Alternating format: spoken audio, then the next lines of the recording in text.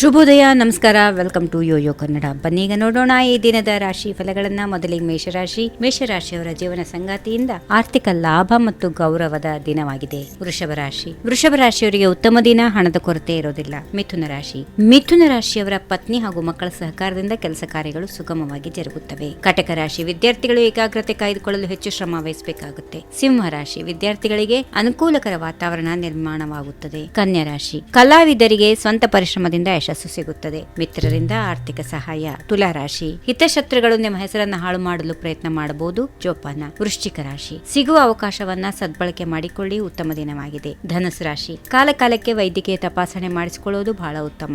ಮಕರ ರಾಶಿ ನಿಮ್ಮ ನಡವಳಿಕೆಯಲ್ಲಿನ ಬದಲಾವಣೆ ಇತರರಿಗೆ ಚರ್ಚೆಯ ವಿಷಯವಾಗುತ್ತದೆ. ಕುಂಭರಾಶಿ ನಿರೀಕ್ಷಿತ ಮೂಲಗಳಿಂದ ಆದಾಯ ಸಿಗುತ್ತದೆ. ಕೊನೆಯದಾಗಿ ಮೀನರಾಶಿ ಉದ್ಯೋಗದಲ್ಲಿ ಒತ್ತಡ ಹೆಚ್ಚಾಗುವಂತಹ ದಿನ. ಹೀಗಿವೆ ಈ ದಿನದ ರಾಶಿ ಫಲಗಳು. ಸರ್ವರಿಗೆ ಶುಭವಾಗಲಿ. ಶುಭ ದಿನ.